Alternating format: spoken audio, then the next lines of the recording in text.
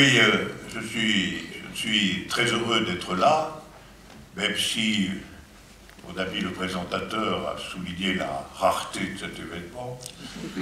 En réalité, c'est chez moi une dilection particulière de venir ici, ne serait-ce que je brandis les identités rarement, mais ne serait-ce que par ma filiation auvergnate, du côté de mon père, qui fait que quand je viens par ici, d'une certaine manière, je viens chez moi, quand même.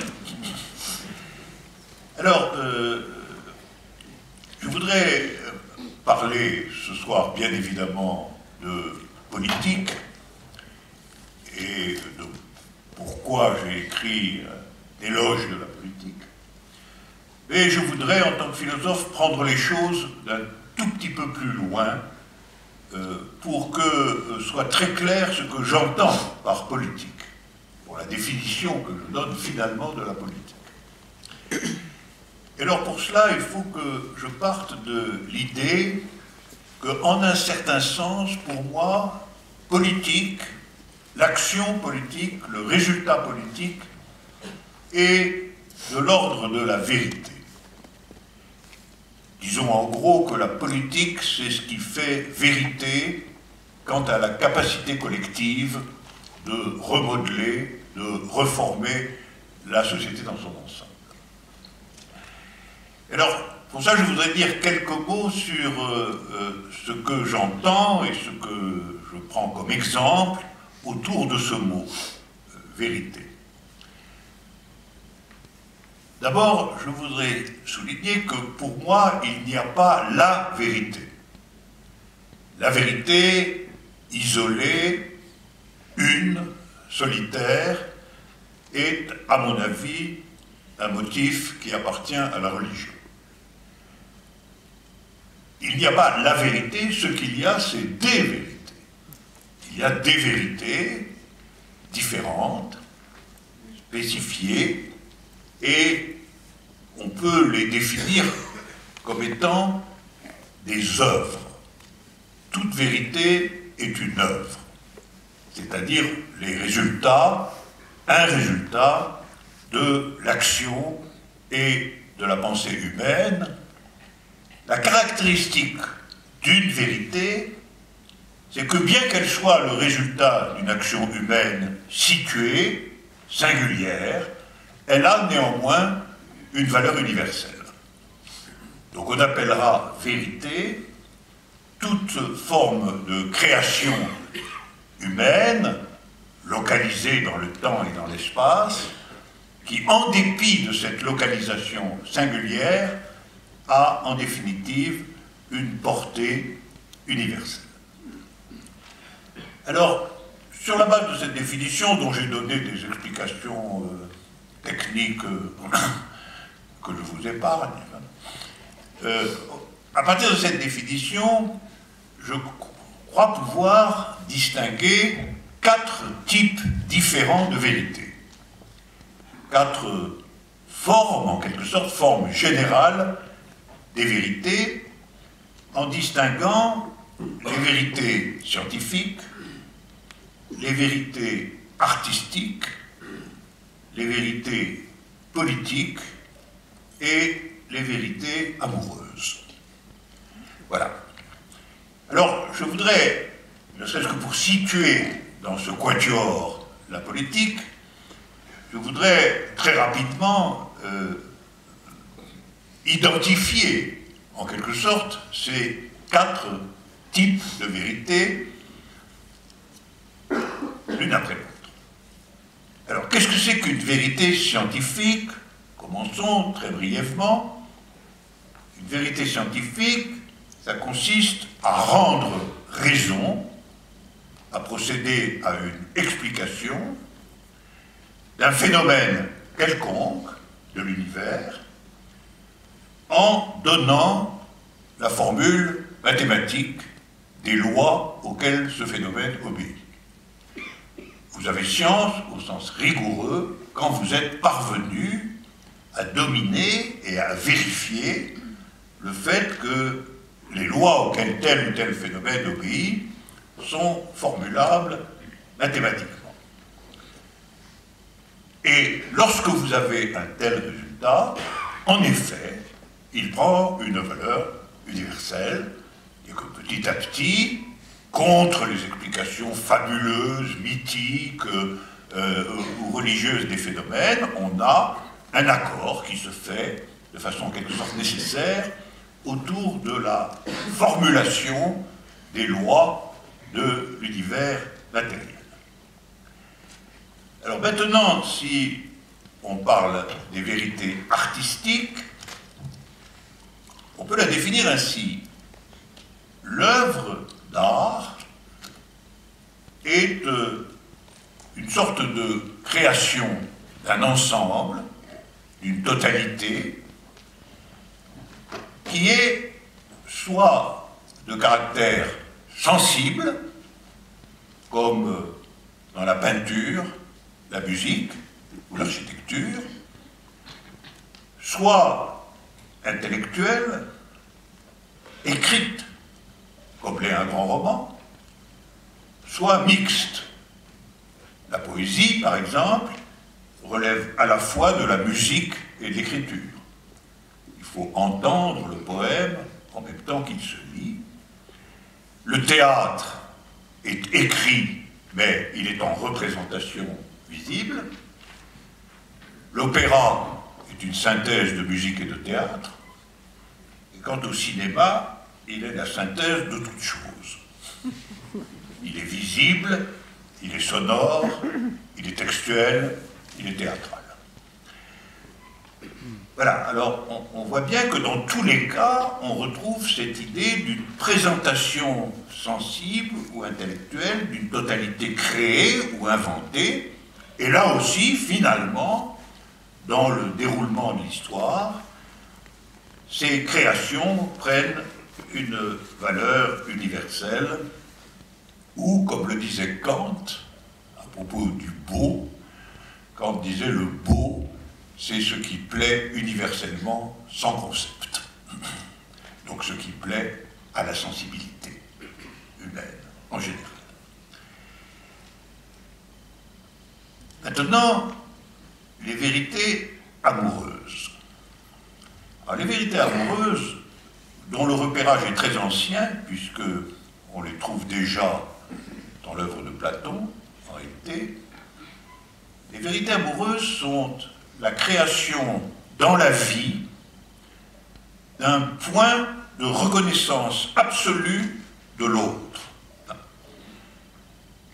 Autrement, cette expérience est minimale, parce que c'est la reconnaissance absolue d'un autre. Néanmoins, c'est la matrice de toute expérience dans laquelle vous procédez à l'acceptation que la vie entière d'un autre soit en quelque manière liée, voire interne à la vôtre. Et donc l'amour a ceci d'universel qu'il est le porteur de la première expérience singulière d'une reconnaissance absolue de l'autre dans le champ existentiel. Naturellement, c'est une création aussi.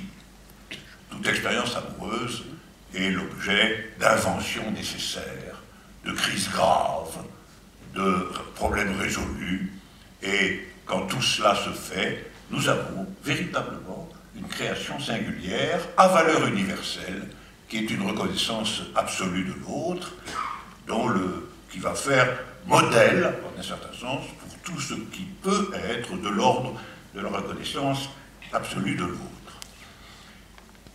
Voilà pourquoi, comme on le sait, les grandes histoires d'amour passionnent l'humanité, depuis toujours. Et c'est bien parce qu'elles ont, aux yeux de tout le monde, une signification universelle, à la fois dans leur drame et dans leur succès. Et enfin, j'en viens à la politique, le point d'aujourd'hui. De quoi la politique fait-elle vérité? À mon sens, la politique fait vérité de ce qu'une collectivité humaine est capable de s'auto-organiser selon un principe de justice. C'est la définition que je donnerai ce soir de la politique. La capacité d'une collectivité humaine de s'auto-organiser selon un principe de justice. Alors finalement, on pourrait dire tout cela, ça se synthétise dans 4 mots. S'agissant de la vérité scientifique, exactitude, une appréhension exacte des lois des phénomènes naturels. Du côté de la vérité artistique, la beauté, qui plaît sans concept. Du côté de l'amour, la reconnaissance intégrale de l'autre, qu'on pourrait, d'une certaine manière, appeler générosité, générosité existentielle. Pas d'amour sans générosité, on le sait ça. Dès que l'amour est replié sur l'égoïsme, il commence à s'assécher. Donc, générosité au sens d'un mouvement qui accepte la vie entière de l'autre. Et, s'agissant de la politique, justice. Justice comme ce dont l'humanité est capable. Alors, venons-en maintenant à la politique, une fois qu'on l'a située dans cet ensemble des vérités, et prenons comme point de départ le mot justice. Il faut signaler d'abord que si on ne définit pas la politique à partir de la justice, on va nécessairement la définir à partir du pouvoir. C'est une grande opposition historique. Et en fait, politique a 2 sens. Soit la politique, c'est en fait l'exercice du pouvoir d'État, et plus généralement l'exercice du pouvoir, et la sélection des formes de ce pouvoir, la désignation des candidats au pouvoir. Mais en fin de compte, c'est une question de pouvoir. Et d'une certaine manière, dans cette définition, on doit admettre que le pouvoir est le but fondamental, voire exclusif de l'action politique.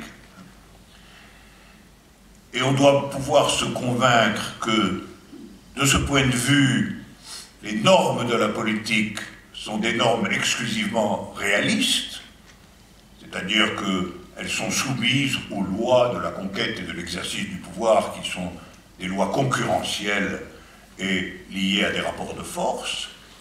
Et on va, au fond, vers l'analyse que Machiavel donne de la politique. À savoir, tous les moyens sont bons pour conquérir le pouvoir et pour l'exercer et pour s'y maintenir. Et la technique politique, la science politique, c'est la science de tout cela. C'est-à-dire quel est le système des manœuvres, des actions, des rapports de force qui permettent d'accéder au pouvoir et de le conserver contre les concurrents. Alors, l'inconvénient de cette vision, de cette seconde vision, c'est que la politique perdrait toute signification universelle.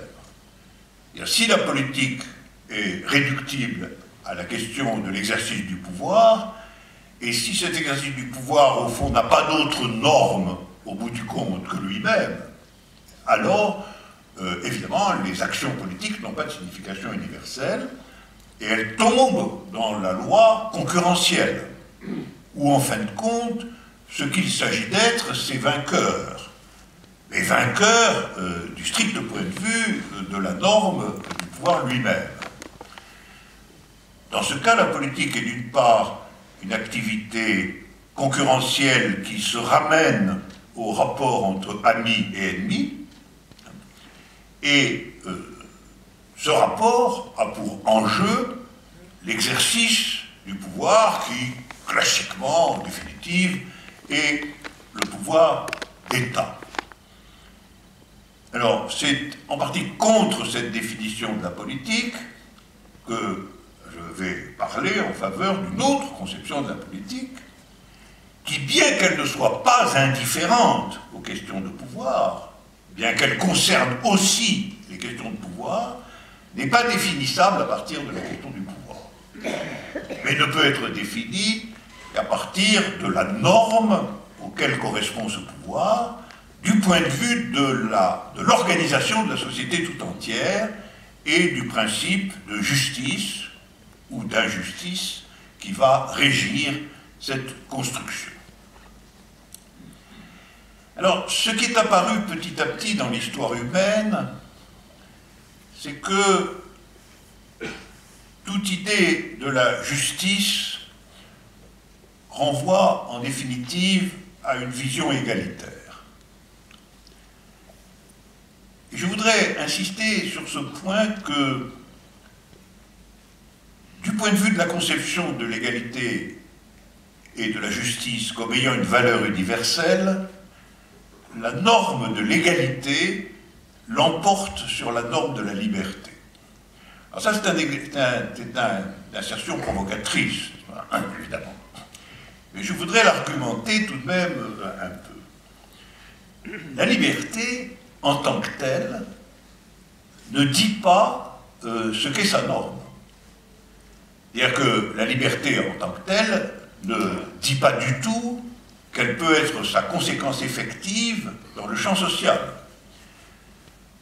Dès le XIXe siècle, on a critiqué la norme de liberté en remarquant qu'elle fait l'économie de l'examen de qui est libre et qui ne l'est pas.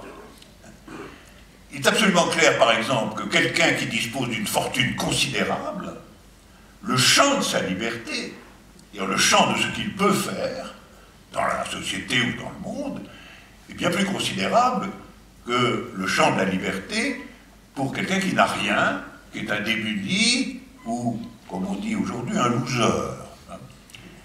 C'est-à-dire que, en réalité, quelque chose de la liberté même est soumis ou dépendant du champ dans lequel elle s'opère et des moyens dont disposent ceux dont on déclare qu'ils sont libres. Autrement dit, si la liberté se déploie dans un milieu livré à la concurrence, elle se nie elle-même d'un certain point de vue en créant des inégalités de liberté elle-même. Car il y a inégalité de liberté à partir du moment où le champ possible de pouvoir et d'action de l'un est immensément supérieur à celui de l'autre. Si vous comparez aujourd'hui même un des milliardaires de l'oligarchie planétaire à un réfugié syrien, vous verrez que l'espace de liberté de l'un et de l'autre n'ont rien à voir. La contrainte auquel le deuxième est soumis l'emporte absolument sur l'étendue de la liberté qui est la sienne. Voilà pourquoi, lorsqu'on parle de justice, on parle nécessairement d'un certain type de subordination de la liberté à l'égalité, et c'est un point qu'il faut savoir reconnaître lorsque on se heurte à une propagande constante en faveur de la liberté comme norme centrale et définitive de ce qui est appelé la démocratie. En réalité, il n'est pas du tout certain que des sociétés libres, au sens où on l'entend aujourd'hui, c'est-à-dire avec suffrage universel, liberté d'opinion, liberté des partis, il n'est pas du tout certain qu'une société de cet ordre, c'est-à-dire dépourvue d'égalité, soit réellement une société libre.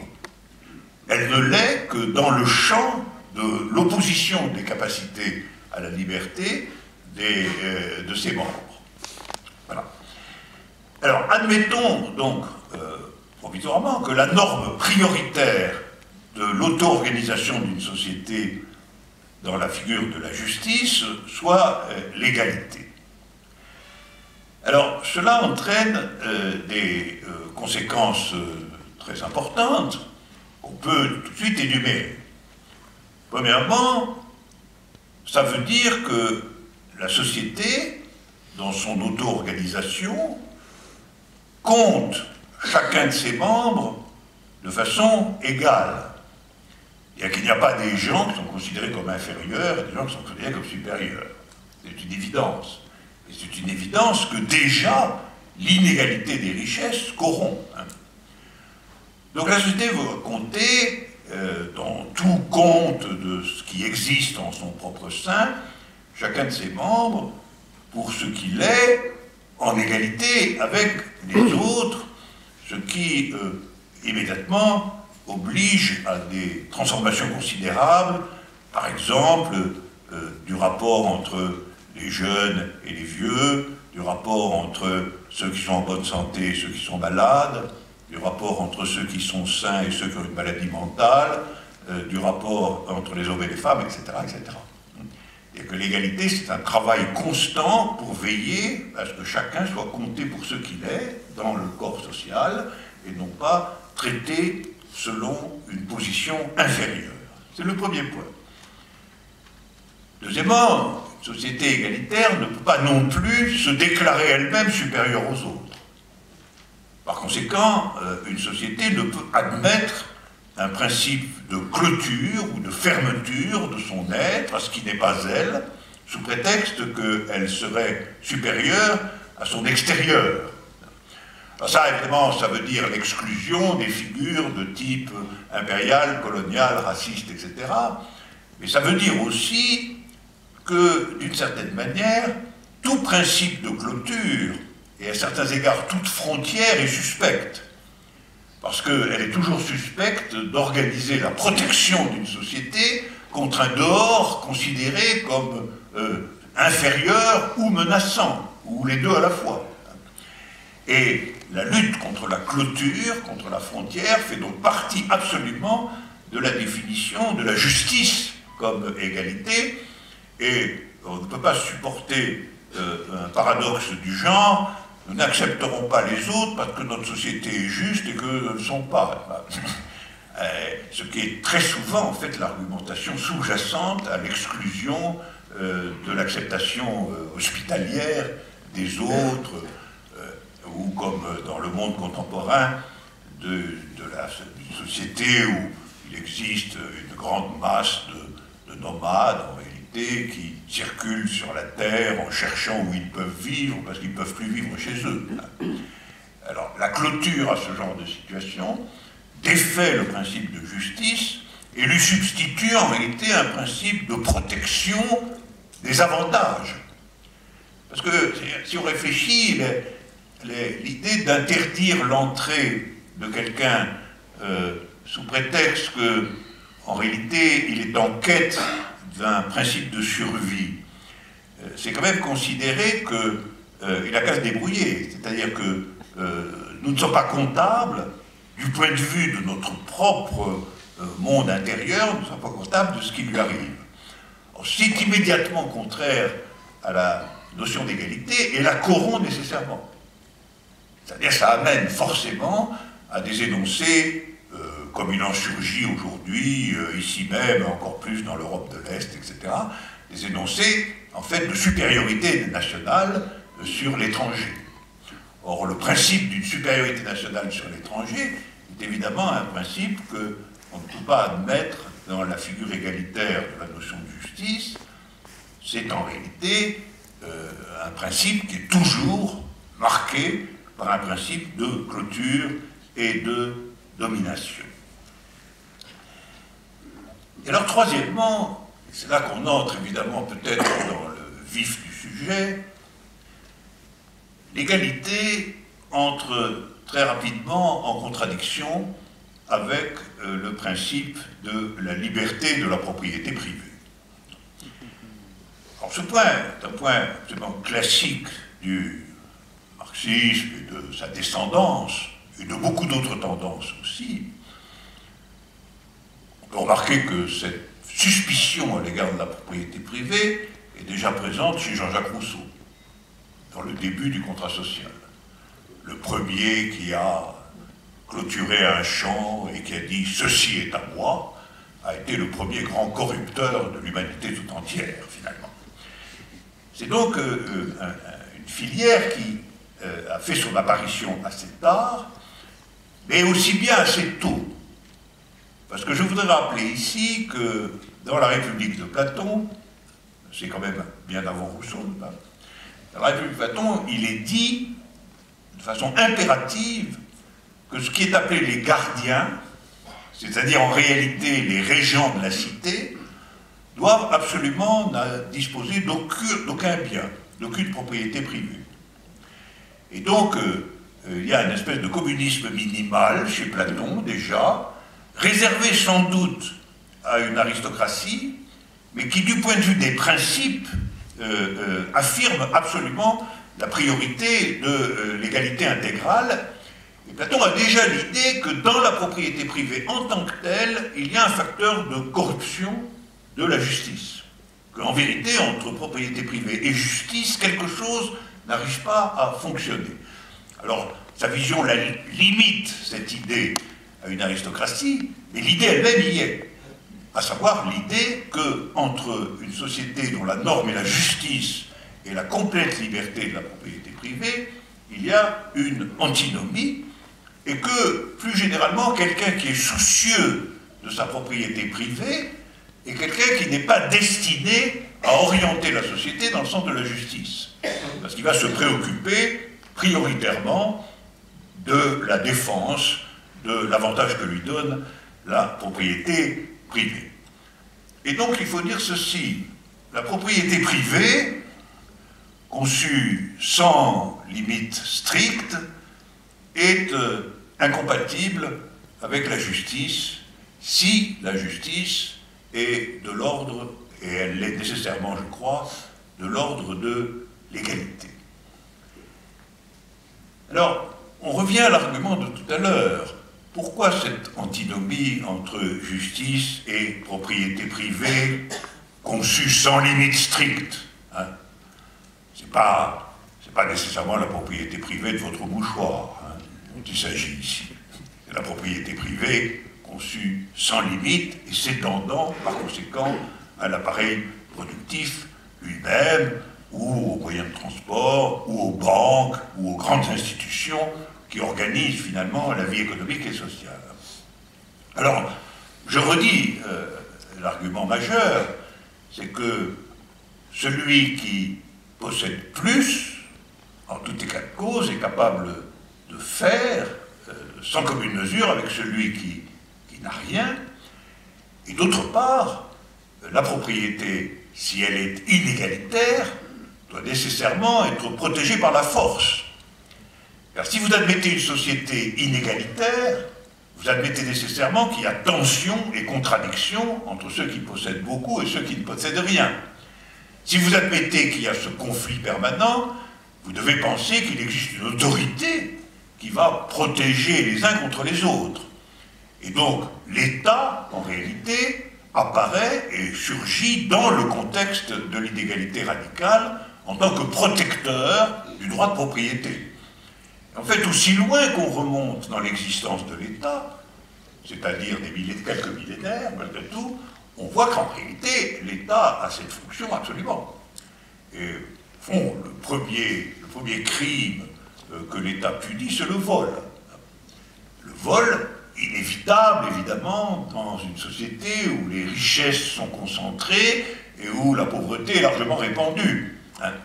Et donc il faut une puissance publique pour défendre intégralement la maintenance de la propriété privée contre la volonté de ceux qui en sont exclus de survivre, ou d'avoir quelque chose, ou de trafiquer, ou de devenir eux-mêmes puissants, etc., etc. Alors, il est très important de maintenir cette idée, perdue de vue aujourd'hui très largement, que la fonction, à la fin des fins de l'État, c'est une fonction de défense de l'ordre établi, et en particulier de tolérer que se déploient des inégalités monstrueuses, à échelle planétaire ou nationale, entre les différents groupes humains qui constituent l'humanité tout entière, et que, si on regarde le fonctionnement ordinaire de l'État, on s'aperçoit que tel est bien l'essentiel de son activité, sous des vocables ou sous des noms qui peuvent varier. Par exemple, aujourd'hui, on explique ouvertement que la prospérité nationale est liée finalement à la prospérité des riches. C'est un argument qu'on vous lisez partout. C'est la théorie du ruissellement.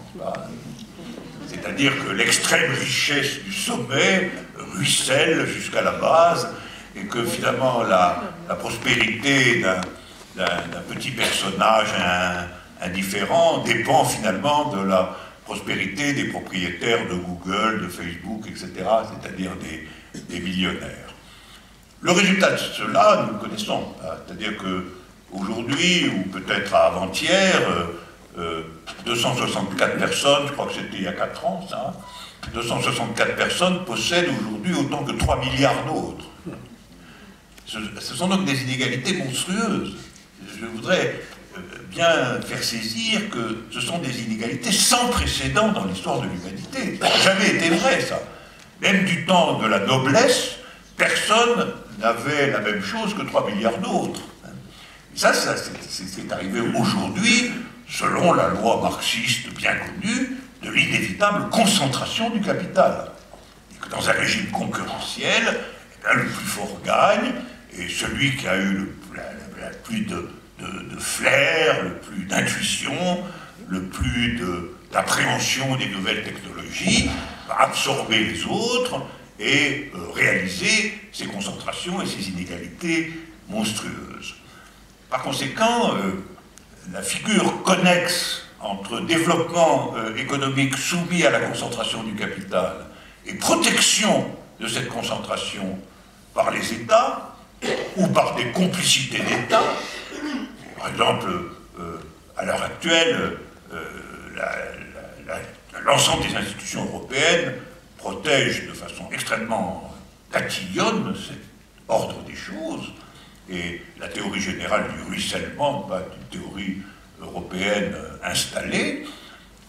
Tout cela, en un certain sens, signifie qu'est installée à une profondeur sans précédent la complicité entre les États et la distribution générale inégalitaire de la production des richesses qui, à une échelle planétaire, prend une allure absolument monstrueuse.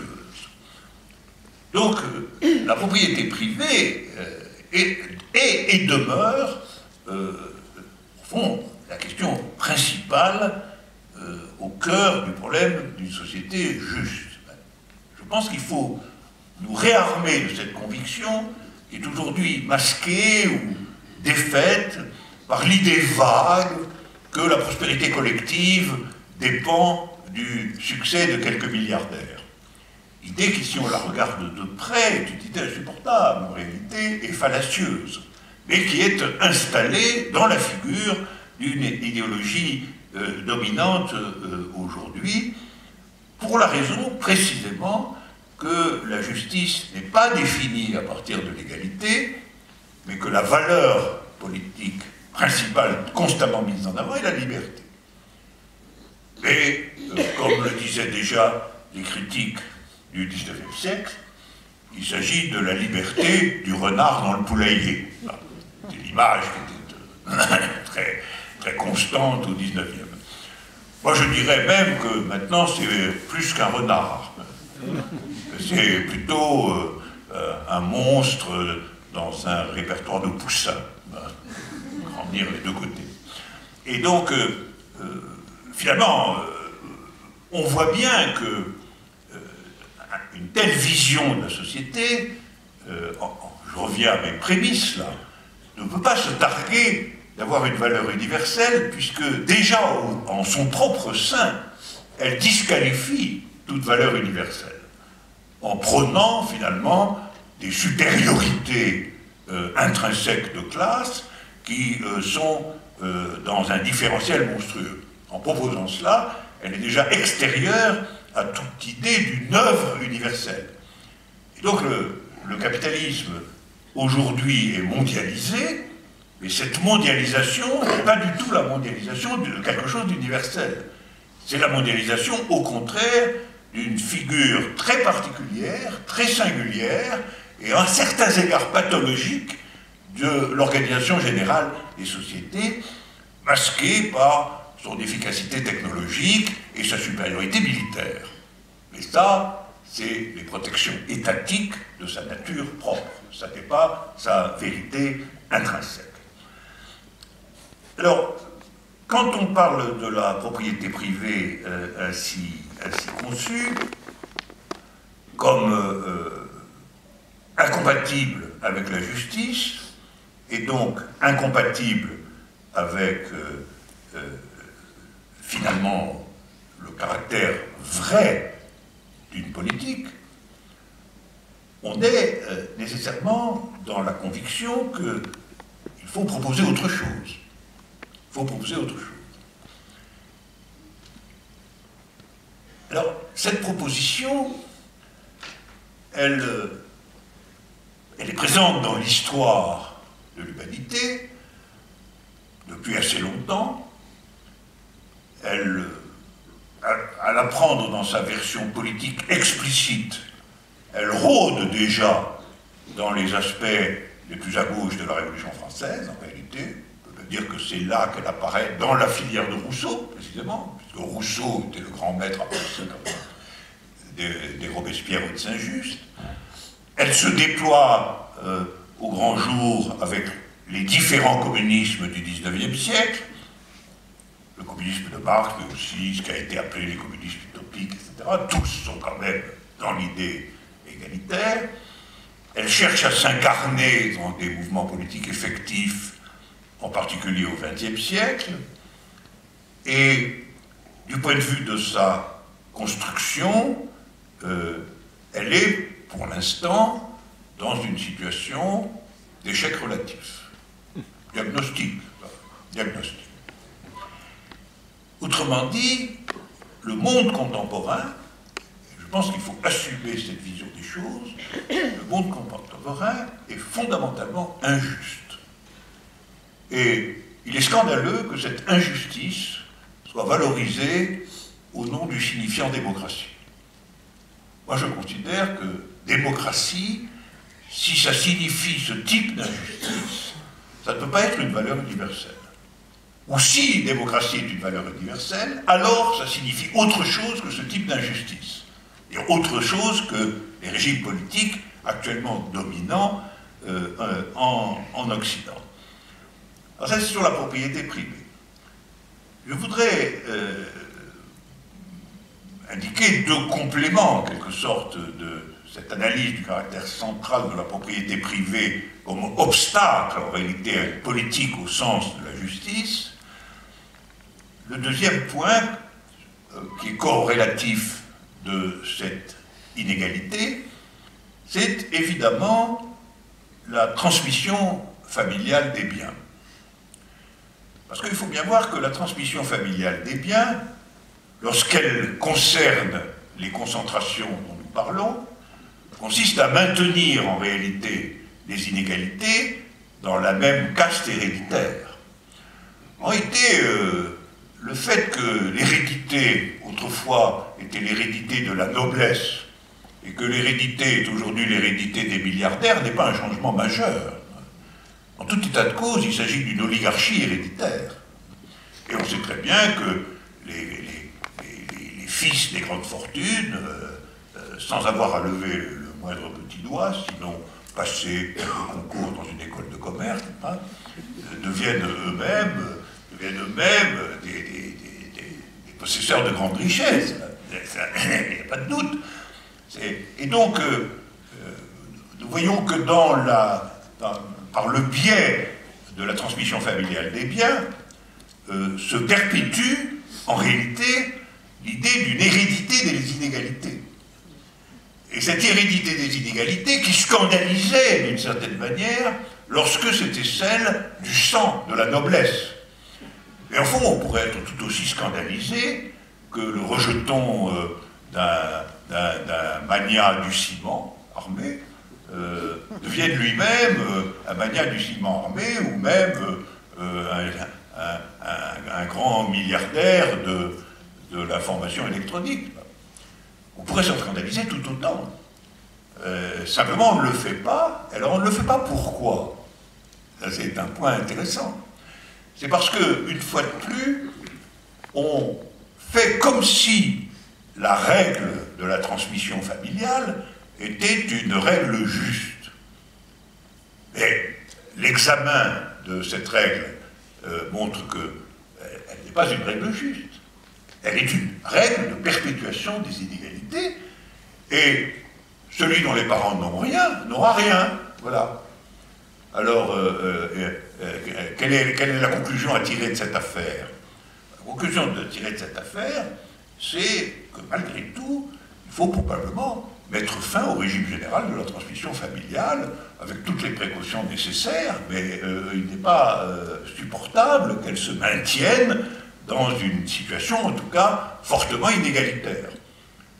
Ce serait peut-être un peu différent dans une situation plus égalitaire, où les transmissions familiales s'équivaudraient grosso modo, mais dans la situation actuelle, c'est une règle absolument qui reconduit en fait la figure de classe qui existait déjà dans la noblesse pour d'autres raisons, mais qui se perpétue aujourd'hui.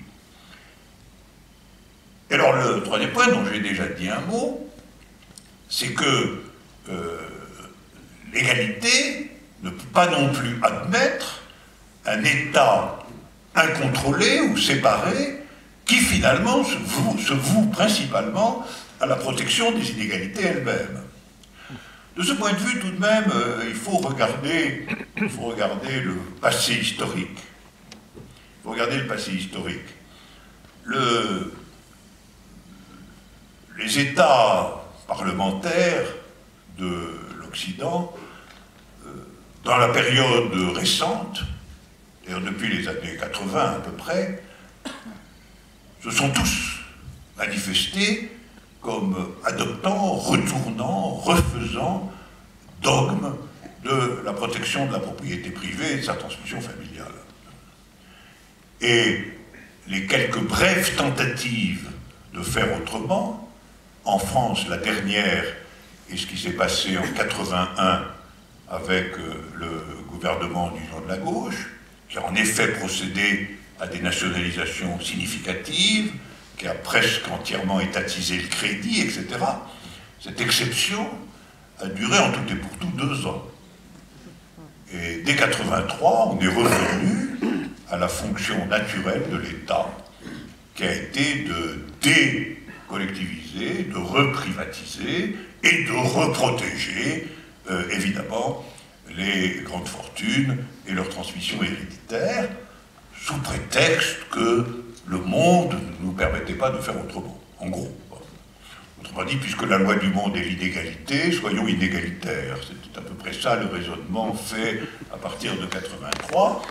Mais c'est un raisonnement qui est évidemment un abandon à la loi d'injustice qui était à cette époque dominante et qui l'est encore plus aujourd'hui.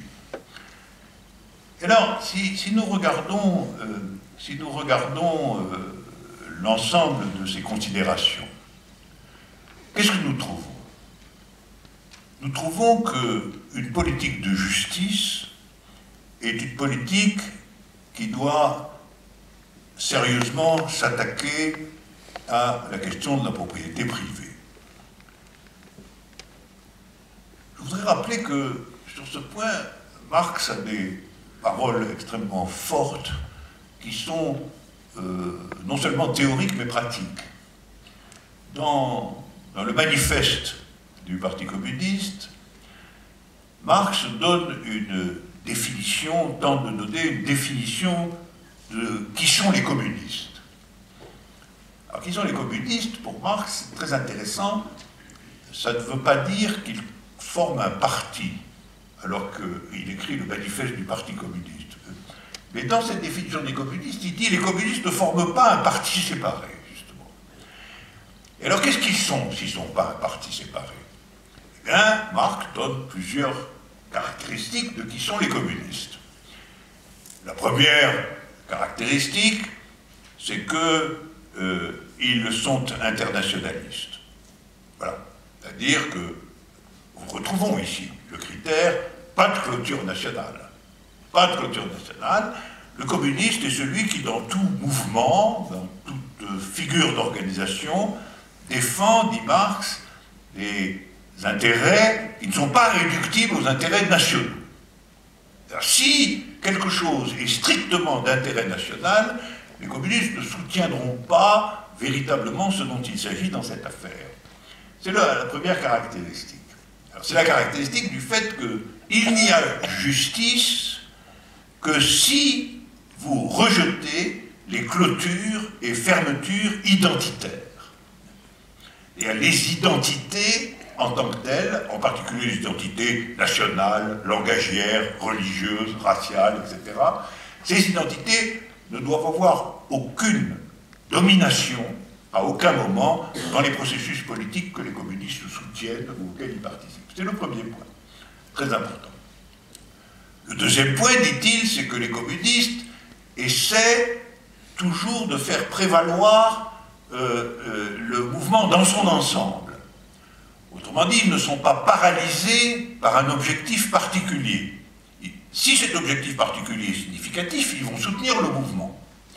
S'il est égalitaire, s'il est une revendication ouvrière, etc., ils vont soutenir le mouvement. Mais ils vont toujours soutenir le mouvement sans perdre de vue sa destination stratégique.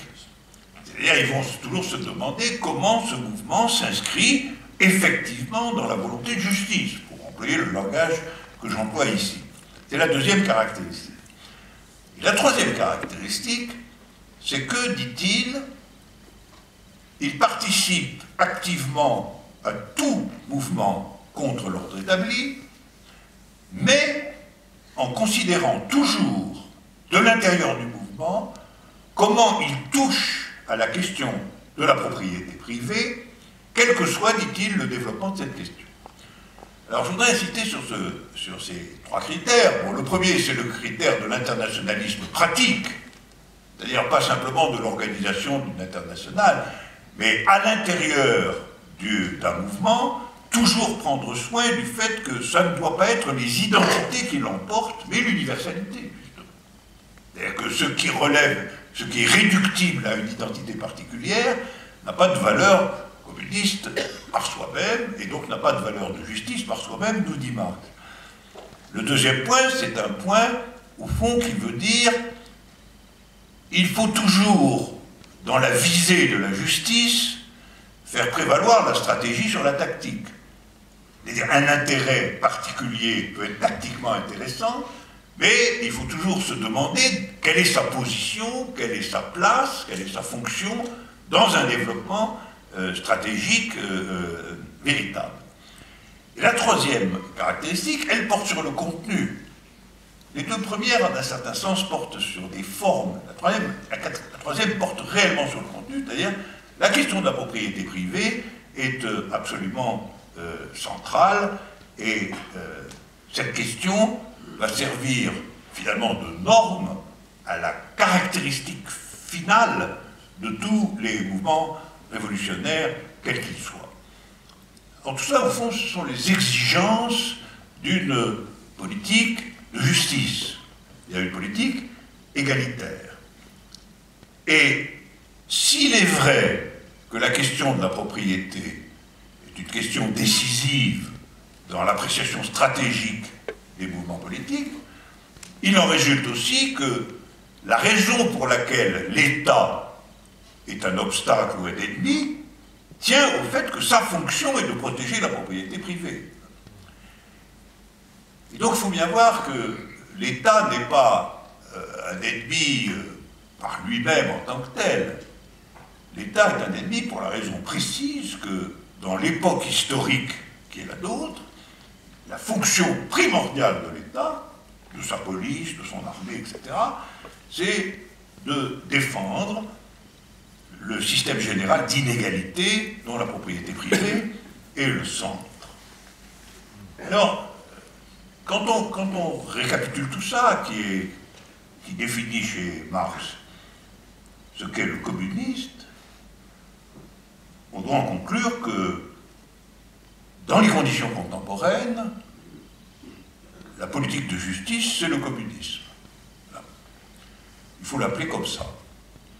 Il faut l'appeler comme ça parce que, historiquement, elle s'est appelée comme ça, que les expériences historiques qui ont été tentées en son nom ont pu échouer, pour diverses raisons, mais que ce n'est pas parce qu'elles ont échoué que la perspective stratégique elle-même doit être abandonnée. Vous voyez, il est tout à fait fallacieux de dire que parce que les solutions proposées à un problème ont échoué, le problème doit disparaître. Or, en fait, c'est exactement ça qu'on nous dit. On nous dit, voyez Staline, voyez la Russie, etc. Donc, communisme fini. Et donc, on doit pouvoir assumer la position en faisant notre propre bilan de cette affaire, que des tentatives avortées, qui cependant au départ avaient donné un élan nouveau à des millions de gens, que ces tentatives avortées doivent être examinées et critiquées par ceux qui en sont les légataires, et non pas par ceux qui sont les ennemis, qui eux de toute façon sont contre, hein, quoi qu'il arrive, et que les légataires doivent reprendre les choses à la racine, à savoir ce que je viens de rappeler finalement, d'un certain point de vue, que c'est une définition effective et pratique de ce que c'est qu'un communiste, et que l'abandon du non n'a pas de raison d'être. Parce qu'en réalité, elle signifie pour tout le monde l'abandon du problème lui-même. Dès que vous liquidez ce mot, dès que vous liquidez ce nom, vous êtes en train, en réalité, de liquider la problématique qui est derrière, et on le voit tous les jours. On le voit tous les jours. Et je dirais même, de façon un peu provocatrice, que précisément parce que ce mot est maudit et consensuellement passé sous silence, c'est justement lui qu'il faut reprendre. Voilà. Ce sera mon raisonnement pervers. C'est lui qui dérange. C'est lui dont le retour dérange. Voilà. Et vous savez que le début du manifeste du Parti communiste, c'est un spectre entre l'Europe, le spectre du communisme. Ben, il y a un contentement général à croire qu'on est débarrassé de ce spectre. Et à savoir communisme, voyez ce que ça a donné, voyez comme le capitalisme est tellement mieux, etc. Mais moi je suis pour le retour du spectre. C'est presque un titre de film. Le retour du spectre. Mais je voudrais encore élargir la scène. Si on considère finalement les 3 points fondamentaux qui définissent la cible du communisme au sens de Marx, c'est-à-dire propriété privée, transmission familiale, État protecteur, protecteur de la propriété privée. On a propriété, famille, État. Ça nous rappelle un livre de Engels, là, pour le coup, qui a ce titre, précisément. La famille, la propriété et l'État. Mais alors, on se dit à ce moment-là, mais propriété, famille, État, ça n'est pas, à proprement parler, une caractérisation du capitalisme, ça. Parce qu'en vérité, c'est vrai depuis des milliers d'années. Propriété privée, famille, État. C'est vrai depuis que les sociétés sont organisées en sociétés de classe. C'est aussi pour ça que le manifeste de Marx commence par « Depuis l'origine de l'histoire, l'histoire a été l'histoire des classes et de la lutte des classes. » Donc, en un certain sens, la politique de justice, si elle consiste à aller au-delà du triangle propriété privée, famille, État, est en but à une pesanteur historique beaucoup plus grande que celle du capitalisme seul. Parce que le capitalisme seul, en réalité, n'est pas vieux du tout. 3, 4, 5 siècles, c'est rien. Aujourd'hui, on pense que l'Homo sapiens existe depuis au moins 200 000 ans. Alors vous vous rendez compte, 4 siècles à partir à côté de 200 000 ans, c'est pas grand-chose. Mais, par contre, propriété privée, famille, État, ça on sait à peu près précisément à quoi ça remonte à ce qui a été appelé la révolution néolithique. Il y a quelque chose qui s'est déplié, déployé, il y a probablement 5 ou 6 millénaires. Et donc, si en réalité l'obstacle à l'auto-organisation juste des sociétés contemporaine. C'est évidemment la lutte contre le capitalisme. Mais si le capitalisme n'est lui-même en vérité que la dernière forme moderne, technologisée, productive dans des conditions complètement différentes, mais néanmoins est la dernière forme de la société injuste constituée en tant que société de classe, en l'occurrence chez nous, prolétariat, bourgeoisie, petite bourgeoisie, laissons ça de côté, si en réalité elle est structurée fondamentalement par le trio de la concentration du capital, c'est-à-dire de la propriété privée des moyens de production à son échelon maximal, de la transmission héréditaire de cette propriété, l'héritage au sens large, et de l'État ou des États chargés de protéger tout cela. Ça peut d'ailleurs être des coalitions d'États, comme l'Europe par exemple, qui protègent en effet tout cela. Si c'est cela, ça veut dire que la politique de justice, ça consiste à sortir de tout ça, c'est-à-dire non pas seulement à sortir du capitalisme, mais à sortir de quelque chose qui a 5000 ans. Et alors là, on a une vision un peu plus large quand même. Hein. On a une vision un peu... On comprend que ça soit peut-être moins facile que ça n'en a l'air à certaines époques. Peut-être moins facile même que Marx lui-même a pu le penser à l'école des révolutions du XIXe siècle. On peut aussi comprendre qu'il est au fond assez normal que les premières tentatives de sortie de cette affaire n'aient pas été des réussites, faute d'avoir complètement mesuré l'ampleur extraordinaire, historiquement, de la tâche que ça constituait. On pouvait penser que la révolution russe était une modernisation socialiste de la société russe qui était largement encore féodale et archaïque, on pouvait penser des choses comme ça. Mais si en réalité l'ébranlement fondamental du trio propriété privée, famille et État est aussi la sortie de plusieurs millénaires d'existence de l'humanité, on se dit que quand même 70 ans de tentatives communistes, c'est pas beaucoup.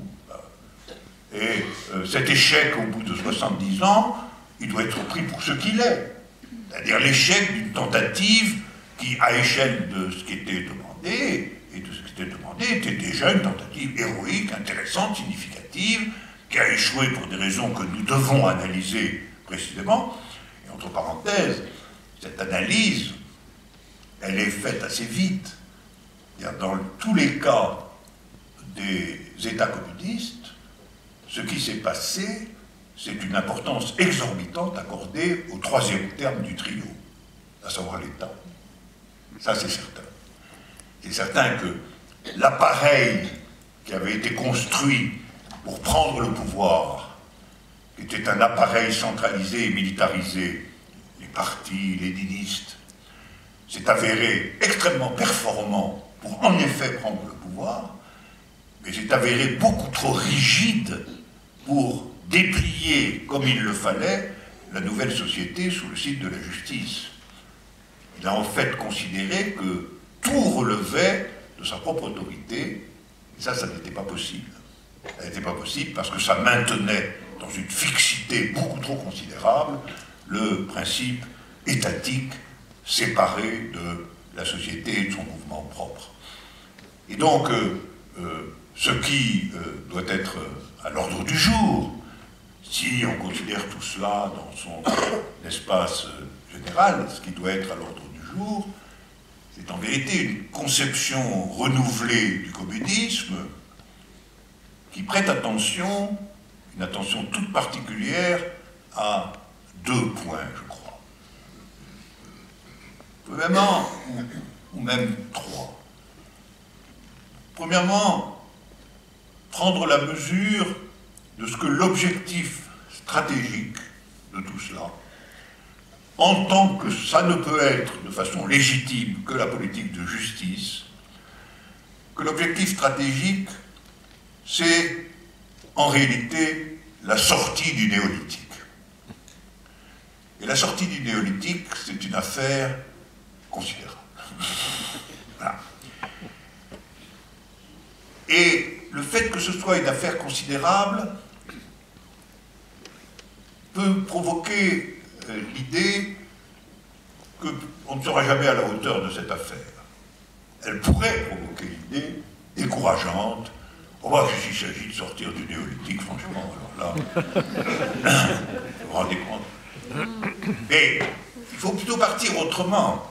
Il faut plutôt dire, il est tout de même singulier que l'humanité, avec les transformations qui ont été les siennes, les capacités productives qui sont les siennes, soit encore néolithique.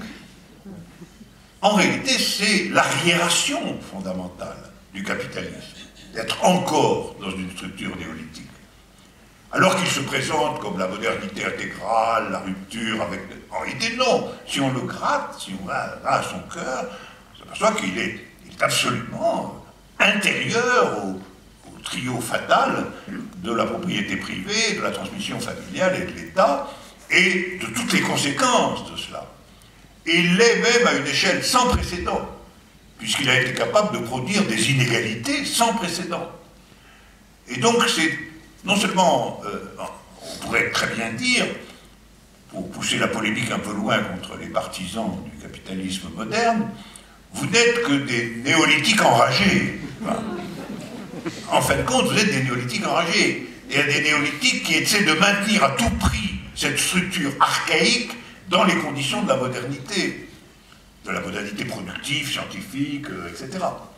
Donc ça, c'est le premier point. Si on se souvient, si on a présent à l'esprit la dimension stratégique véritable de tout ça, on peut l'aborder avec, malgré tout, plus de tranquillité intellectuelle et de calme pratique, et on peut nourrir quand même la polémique contre ceux qui arguent de la modernité démocratique et capitaliste contre toute hypothèse communiste, en leur faisant remarquer qu'ils ne sont que des archaïques modernes. Voilà. Ça, c'est le premier point. Le deuxième point, c'est que il faut savoir ce qu'on entend par abolition de la propriété privée. Je pense que le concept de nationalisation, qui a été jusqu'ici le concept courant et normal de la lutte contre la propriété privée, on peut en expliquer l'origine, mais il a de sérieux inconvénients. Il a de sérieux inconvénients parce que nationalisation, premièrement, renvoie un peu trop à nation, malgré tout, ce qui est une limitation peut-être nécessaire, peut-être, mais qui ne peut être que provisoire. Car, je rappelle mon principe, normalement, il ne doit pas y avoir d'intervention des identités nationales dans les processus d'émancipation. Alors là, elle est massive. La nationalisation, c'est... Et il faudrait donc imaginer quelque chose qui définirait la fin de la propriété privée, non pas tant par la nationalisation que par la réalité de son appropriation collective. C'est-à-dire, en réalité, ce qui a quand même été remué autour de la question de l'autogestion, etc. Bon. Mais c'est de ce côté qu'il faut chercher un bilan différent qui économiserait le concept de nationalisation et permettrait de rendre vivant le concept de collectivisation, ce qui n'est pas la même chose. La collectivisation veut dire l'appareil de production appartient à la collectivité. Nationalisation reste, en un certain sens, identitaire et étatique. Donc ça, c'est le deuxième point, donc une méditation sérieuse sur qu'est-ce qu'on entend par appropriation non individuelle, non privée des grands moyens de production. C'est le deuxième point. Et le troisième point, très important, c'est que, qui est lié d'ailleurs au second, c'est qu'il ne faut pas non plus que la politique de justice s'imagine que son centre de gravité est la question de l'État. Ce serait maintenir, en réalité, dans sa fonction, un terme fondamental de la période néolithique. L'État, il faut s'en méfier toujours. Il faut qu'il y ait une longue méfiance sur l'État. Et un des vices, je crois quand même, des tentatives, et un vice explicable des tentatives du XXe siècle, a été que, au lieu d'introduire une méfiance à l'égard de l'État, on a plutôt introduit son culte. Mais le culte du bon État n'est pas tout à fait sorti du néolithique. L'État, la fonction protectrice de l'État est indubitable, mais il faut aussi s'en méfier. Et nous devons remarquer que aussi bien, quoi qu'on en pense par ailleurs, aussi bien Lénine que Mao Tse-tung, à la fin de leur vie, l'un et l'autre, sont entrés dans une grande suspicion à l'égard de l'État, dont ils étaient pourtant les auteurs, les dirigeants. Vous avez les derniers textes de Lénine extrêmement violents, sur le point que, extrêmement violents, où Lénine dit nous avons finalement copié l'État tsariste. Nous sommes dans les mains d'une bureaucratie incompétente. Et où il dit, une phrase vraiment frappante, il arrive à notre parti, le Parti communiste, dont il est le dirigeant, le fondateur, il arrive à notre parti quelque chose qui arrive très malheureusement à beaucoup d'individus, c'est de se croire trop important. Donc vous trouvez chez Lénine lui-même non seulement une méfiance à l'égard de l'État, mais une méfiance à l'égard du parti lui-même en tant qu'il était devenu parti-État, en réalité, en tant qu'il avait fusionné avec l'État. Et chez Mao Tse-tung, on trouve l'affirmation tout à fait stupéfiante suivante. Et Mao Tse-tung dit, au moment de la révolution culturelle, il dit, mais on me demande où est en Chine aujourd'hui la bourgeoisie? Ce que lui disaient ses adversaires. Et Mao dit, la bourgeoisie est dans le Parti communiste. Voilà. Et donc là, si on prend ces deux enseignements tout à fait spectaculaires, puisqu'ils sont ceux des dirigeants des révolutions concernées, on s'aperçoit, et c'est mon troisième point, que la suspicion à l'égard de l'État est de la troisième prudence. Et donc, pour récapituler, si il s'agit de, premièrement, prendre garde à l'ampleur stratégique de l'affaire, de la politique de justice.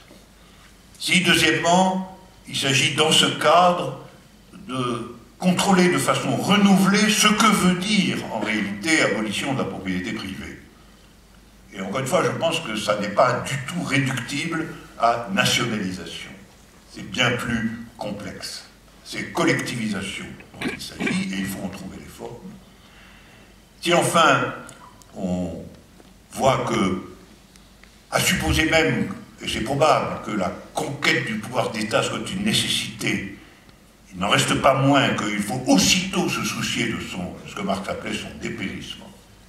C'est-à-dire aussitôt se soucier de ce que la gestion centralisée des affaires soit remise progressivement aux mains des collectivités elles-mêmes. Si c'est tout ça, la politique de justice, alors on peut dire que la définition de la politique moderne est très simple, son impératif est très simple, sortir du néolithique.